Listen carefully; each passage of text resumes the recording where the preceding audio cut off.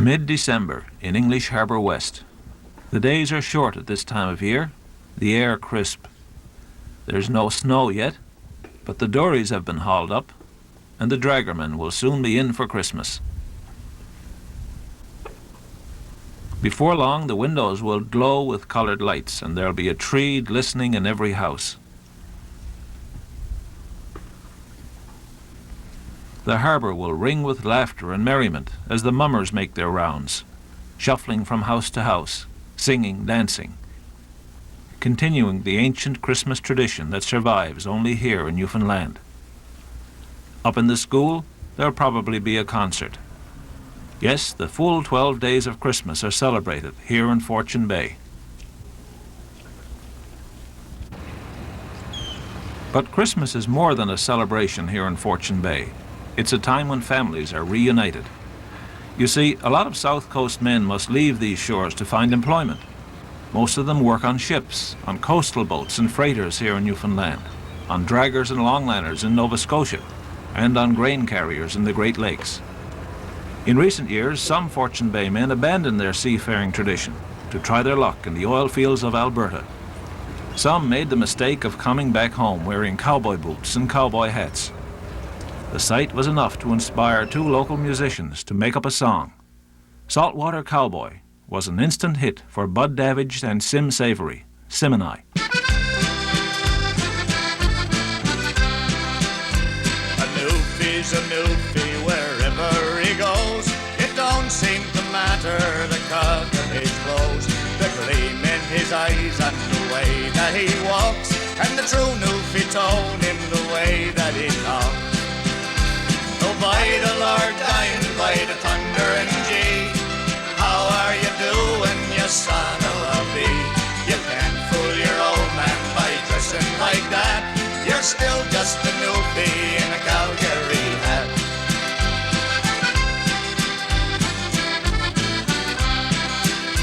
Now over the years when things aren't the best, a lot of our fellers head out for the west. But everyone knows that they ain't gonna stay. They'll always come back with those up a long ways. No one suspected we'd ever have oil. The newfies took off for Alberta a while. They traded their rubbers and the warm Worcester caps for rodeo boots and big Calgary hats. Oh, by the Lord, dying by the thunder and G, how are you doing, you son of a bee? You can't fool your old man by dressing like that. You're still just a newfie in a Calgary hat.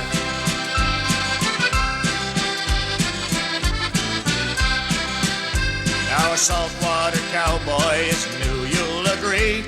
It seems we've created a new kind of breed. With our hats and our boots and our talk about oil, we even talk newfie in a soft Texas style. Oh, by the Lord, dying by the thunder and G, how are you doing, you son of a bee? You can't fool your old man by dressing like that. You're still just a newfie in a Calgary hat. You're still just a newfie in a Calgary hat. Western music, country music, jigs and reels, they perform it all. But most popular are the songs about life in Outport, Newfoundland. Bud and Sim found that out when they recorded Saltwater Cowboy. Well, that's the song that started it all, is it, Bud? Yes, I guess you could say that. That was the song for the title of our first album in 1981.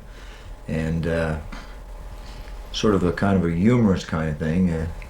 Comment on the situation as was happening at that time with the oil coming into Newfoundland and some of our friends coming back from Calgary, having been out there and in the oil business and so forth. So we tried it on stage a couple of times. It worked pretty well as a comedy kind of thing, and we were new into the recording business when we did the first album, of course. And we thought we would give that a try, and not knowing, not having tested the waters prior to that, we didn't know for sure how it would work, but we were sort of amazed at how well it did work, really. We still get people asking for that song in the clubs, time and again. The accordion, as you know, is a fair part of the show that we do in our records. Very distinguishable features, as a matter of fact. So. And when we're getting ready to do an album, we always try to get material, that hasn't been recorded before. It's not new material, but it's we haven't heard it on record before, and usually it comes from people we know, and usually their name is attached to the particular number that we're doing, with jigs and reels? With jigs and reels. Now, Sim, you were born here in Belorem, were you? Here in Belorem, yes. And Bud, I believe you were born? Beta Nord, Nord. which is just about 10 miles down the bay, I suppose. It's abandoned now, nobody there? Nobody there anymore, no. It went with the resettlement back in the 50s and 60s. And that was the subject of another song that you wrote? And that's the subject of another song, something very Another close to my heart anyway, that experience. So we have another song that'll be out some of these days, and that along these lines, looking back at it, say probably from 20-year perspective, I guess, but the hurt's still there. They're outport people without port ways, but there's nowhere to use them, and now it's too late. And they curse on the one who uttered the phrase, resettlement now while resettlement pays. Now he sits on the dock and he looks across the bay, and he watches his memories as they pass on the waves, and he wonders what cards fate might have dealt if he told those officials to go straight to hell. 'Cause you can't take a man from the soil where he grew, unless you know how to solace his mind when you do. And for God's sake, don't say how much greener's the grass, 'cause those uprooted people saw it wither too fast.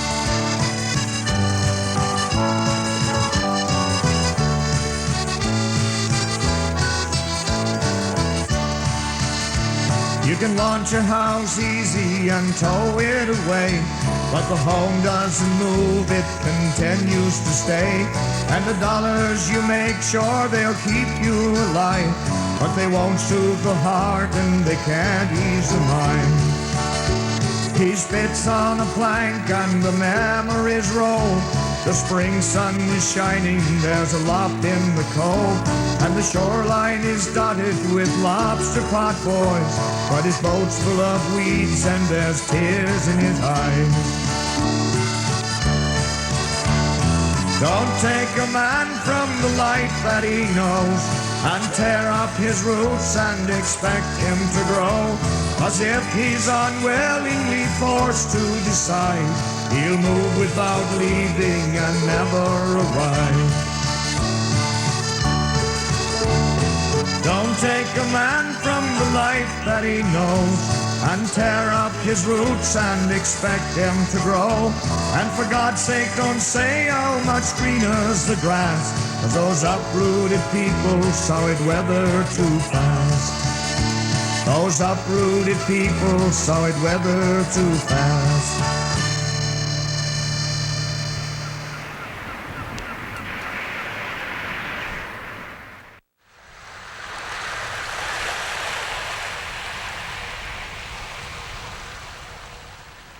Young men here in Fortune Bay still go to sea, on the big stern trawlers these days. Their fathers sailed on banking schooners, but you don't see those tall, proud vessels anymore. Their time is over. But the stories, the legends live on. One especially chilling tale is of the mysterious disappearance of the schooner Marian 70 years ago. They say she was scuttled at sea. Most of her crew hailed from Boxey. The tiny community never really recovered from the loss of so many of its young men. Uncle Steve Blagden remembers the Marian. So does Aunt Kiz Blagden and her husband, Uncle Cecil. Uncle Cecil, he spent a lifetime at sea, most of it as a fisherman on the Grand Banks. He's been shipwrecked. He knows what it is to watch your dory mates die. But the loss of the Marian was a hard blow for him and Aunt Kiz, for they had so many of their relatives and friends on board. Uncle Steve was 16 years old and fishing on another schooner when the Marian was lost. His account of what happened captured the imagination of Bud Davidge. So what about the people down back here now in Boxey? Did they have a suspicion that something was... No. No, they had no suspicion. No. So about what time would they be start to worry about? Because they're not coming back. When the old schooners all coming off of their trip, Yeah. well, nobody in court for the morning, she never come, and they sit to one day asked, well, they never seen her. And I mean, they never give up hopes till August. And there was no storms or anything that could cause it? No. But they never give up their hopes that, I mean, what, she wasn't going to come back till August. So what would they have done? They rammed the schooner, I suppose? Or Yes, he rammed scuttled her. her. Oh, definitely. He cut her right in two, so that's what he done. Yeah. That's the only way he could do it. It just didn't take the men on. No one can know for sure what really happened to the Marian and her crew on that fateful day in 1915. But Uncle Steve, Uncle Cecil, and Aunt Kiz, and others of their generation remain convinced that the Marian was purposely run down 70 years ago. He told all that before he died. The stories that smolder in the memories of our older people, of life and death long ago on this coast, of heroism and mystery and tragedy, stories that will eventually be lost, unless the younger crowd can somehow keep them alive. With the end of isolation and the advent of television, the old art of storytelling is dying. That's what they say, and perhaps it's true. But if the stories aren't passed on, how will the next generation know what life was like on the sailing vessels and how our people lived on this coast in the olden days? Well, there's more than one way to spin a yarn, more than one way to make a legend live forever.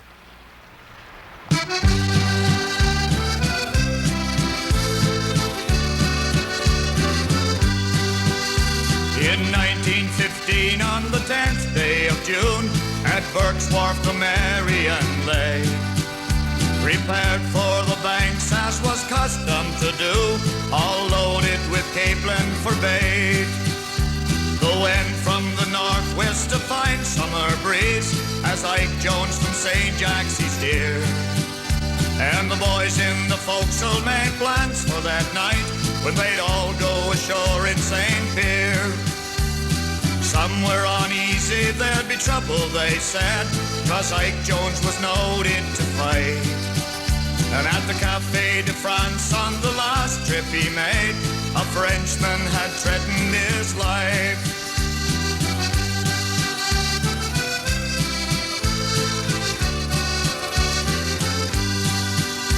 The challenge to fight was issued that night, while the cheap French liquor ran free.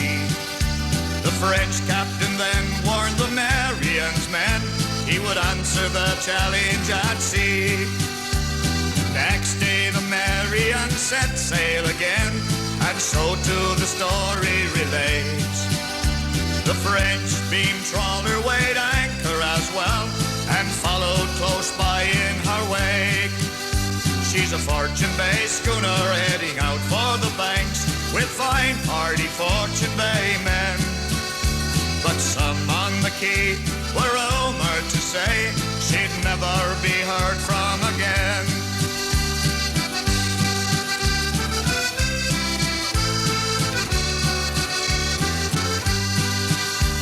The fate that befell the Marian's crew and their schooner will never be known. Not a trace and no tidings were ever again to be heard by those waiting at home. Some say the Frenchman was true to his word, some say he confessed for he died, that he scuttled the Marian and settled the debt, not taking one man o'er the side.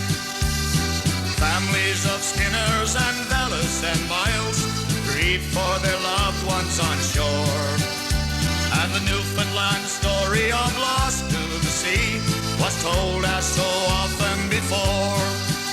She's a Fortune Bay schooner sailing out from St. Jack's with with a fine crew of Fortune Bay men. But never no more will she pass by the light, with her jib flapping into the wind. No, never no more will she pass by the light, with her jib flapping into the wind.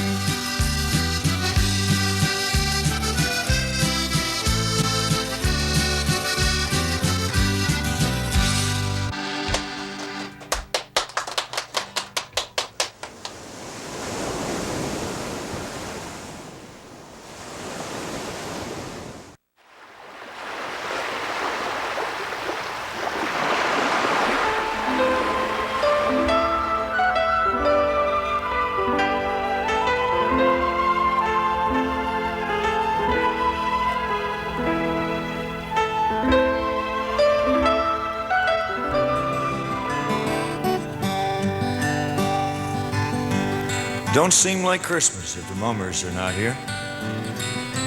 Granny would say as she'd knit in her chair. Things have gone modern, I suppose that's the cause. Christmas is not like it was.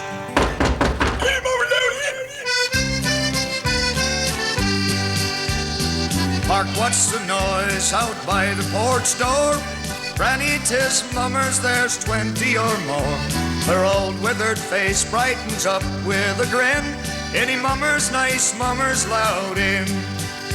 Come in, lovely mummers, don't bother the snow. We can wipe up the water, sure, after you go.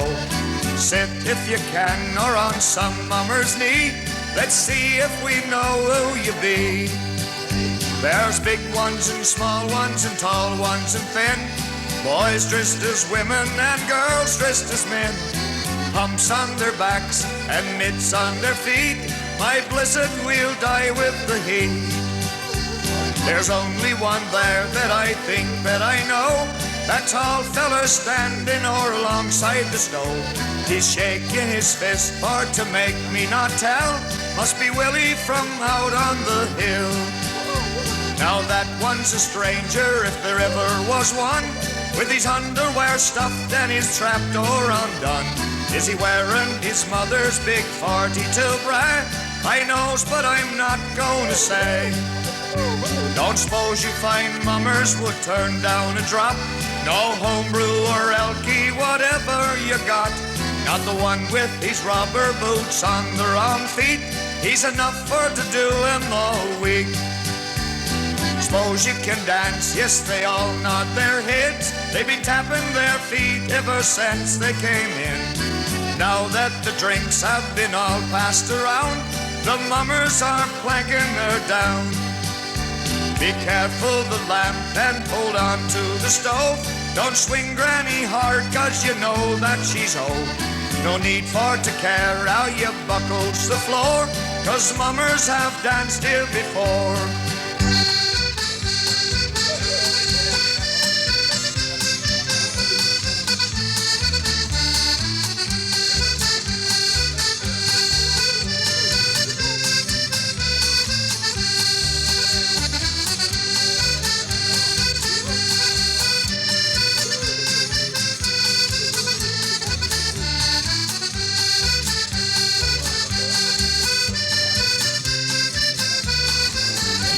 God, how hot is it? We'd better go. I allow we'll all get the devil's own cold. Good night and good Christmas, mummers, me dears. Please God, we will see you next year. Good night and good Christmas, mummers, me dears. Please God, we will see you next year. Good Christmas.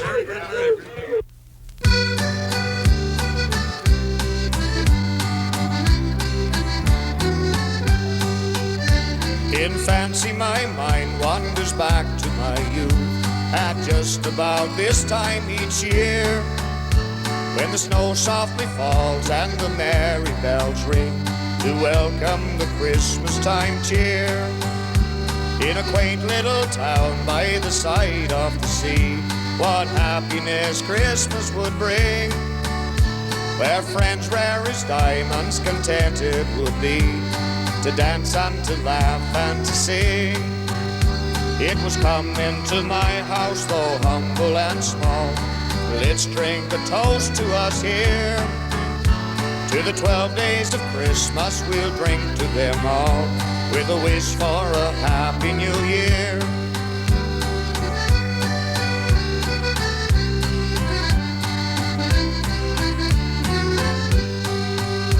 How each year at Christmas I think of it still, no matter wherever I be. In fancy my mind wanders back to my youth, that snug little spot by the sea. It was come into my house, though humble and small.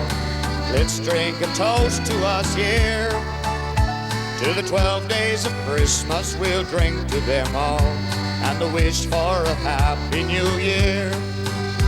It was come into my house, though humble and small, and let's drink a toast to us here. To the 12 days of Christmas, we'll drink to them all, with a wish for a happy new year. To the 12 days of Christmas, we'll drink to them all, and a wish for a happy new year.